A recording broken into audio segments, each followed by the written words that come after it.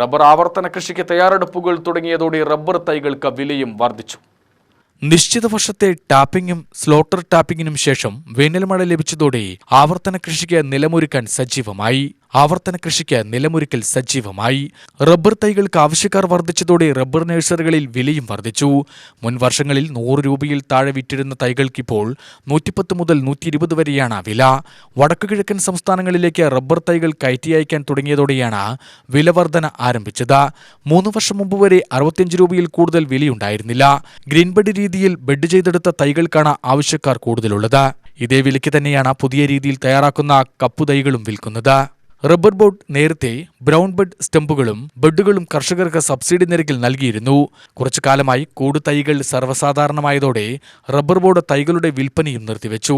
കൂടുതൈകൾ ഉൽപ്പാദിപ്പിക്കുന്നതിന് കൂടകളിൽ നിറയ്ക്കുന്ന മണ്ണിന്റെ വില വർദ്ധിച്ചതും തൊഴിലാളിക്കൂലി, വേനൽക്കാല പരിചരണം തുടങ്ങിയവ വർദ്ധിച്ചതുമാണ് വില വർധനയ്ക്ക് കാരണമെന്ന് നഴ്സറി ഉടമകൾ പറയുന്നു.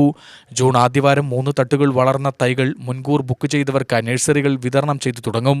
ഇപ്പോൾ ബുക്ക് ചെയ്യുന്നവർക്ക് 2 തട്ടുകളുള്ള തൈകളാണ് നൽകുക. RRII 105, 400 സീരീസുകളിലുള്ള തൈകളാണ് നഴ്സറികളിൽ ലഭ്യമായിരിക്കുന്നത്. 105 ഇനം തൈകൾക്കാണ് ആവശ്യക്കാർ കൂടുതലുള്ളത്. UTV news, Palakkad.